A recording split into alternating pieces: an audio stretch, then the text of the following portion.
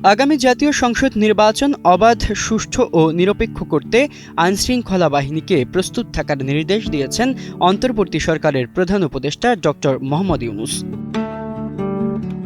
সোমবার নির্বাচনের প্রস্তুতি নিয়ে প্রধান উপদেষ্টার সরকারি বাসভবন যমুনায় আইনশৃঙ্খলা বাহিনীর সঙ্গে এক পর্যালোচনা সভা অনুষ্ঠিত হয়। নির্বাচনী প্রক্রিয়া সুষ্ঠুভাবে সম্পন্ন করতে নিরাপত্তা নিশ্চিতকরণ, ভোটার তালিকা হালনাগাদ এবং রাজনৈতিক দলগুলোর মধ্যে সহিংসতা রোধে কার্যকর ব্যবস্থা নিয়ে আলোচনা হয়।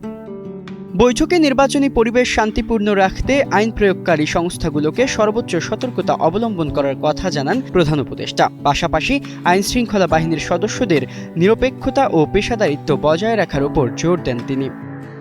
প্রধান উপদেষ্টার সভাপতিত্বে এই বৈঠকে উপস্থিত ছিলেন স্বরাষ্ট্র উপদেষ্টা ও আইনশৃঙ্খলা বাহিনীর ঊর্ধ্বতন কর্মকর্তারা। বৈঠকে ডক্টর ইউনূস বলেন, কোনো ক্রমেই আইনশৃঙ্খলা বাহিনীর আচরণে পক্ষপাতের অভিযোগ উঠতে পারবে না। কোনো রাজনৈতিক দলের হয়ে নয়, রাষ্ট্রের পক্ষে নিরপেক্ষভাবে কাজ করতে হবে। ভোটার যেন নির্বিঘ্নে কেন্দ্রে গিয়ে ভোট দিতে পারেন সেটা নিশ্চিত করতে গোয়েন্দা নজরদারি বাড়ানোর উপর জোর দিয়েছেন তিনি।